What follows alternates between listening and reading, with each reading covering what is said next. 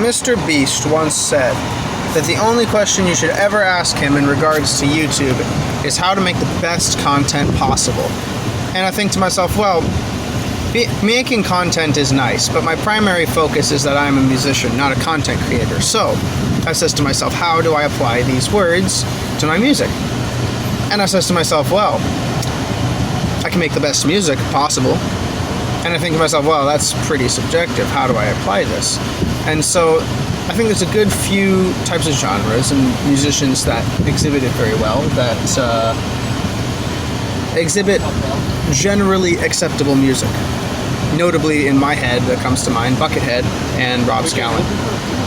And so I'll start there, is to try to make more music like them, because they figured out how to make some pretty good music.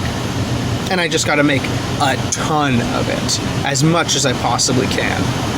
Now here is a really funny idea that I had the thought of a couple weeks back, is that in order to become the MrBeast of music, right, that's what I'm calling it, in order how to apply these words that he once said about how to make the best content possible, translating it into music, I think the best way to do it, in as far as my little composing bit for video games especially, but in general too, is to pre-write a ton of songs, which is basically just writing songs and then having them available, and if people want you to write a soundtrack for them, you already have it in the form of an album that seems to fit the description of whatever the soundtrack is. Now that is writing a ton of different kinds of music, but I think it's a good idea. I don't think anybody's ever done this pre-writing soundtrack thing before, so...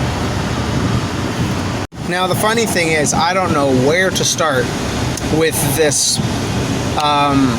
pre-writing soundtrack bit, but I think a really good idea would be to write music in the style of Buckethead, in the sense that he writes pikes, little half-hour albums, and he just apparently writes and writes and writes because he can churn out a ton of them a year. He's up to like 500 pikes now or something crazy, 500 albums total, in as far as like what he's credited for, plus solo work and stuff, I don't know.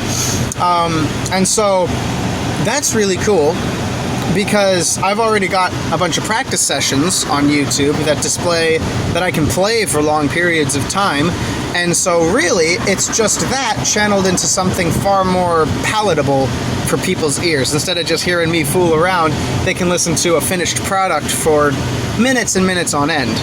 Now, of course, MrBeast has always talked about how retention is the best statistic on YouTube, and with music that long, I don't know, I wouldn't really be able to retain a lot of people, but of course there would be regular songs too, you know, that's where the Rob Scallon bit comes in, where I record, you know, normal length songs, right, of such a complexity, yet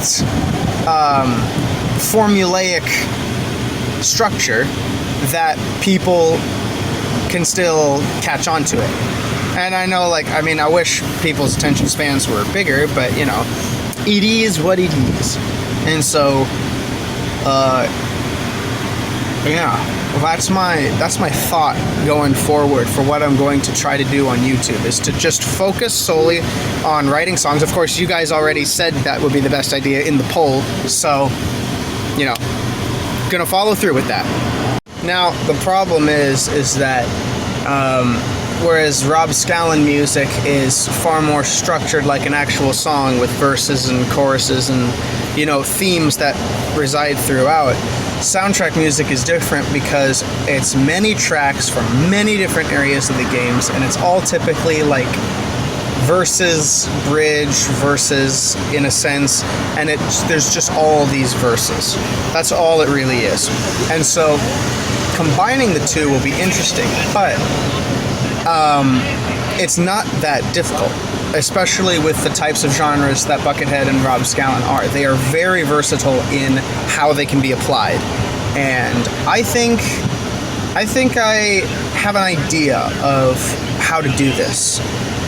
So with that in mind, my goal for the music channel is to become the MrBeast of music.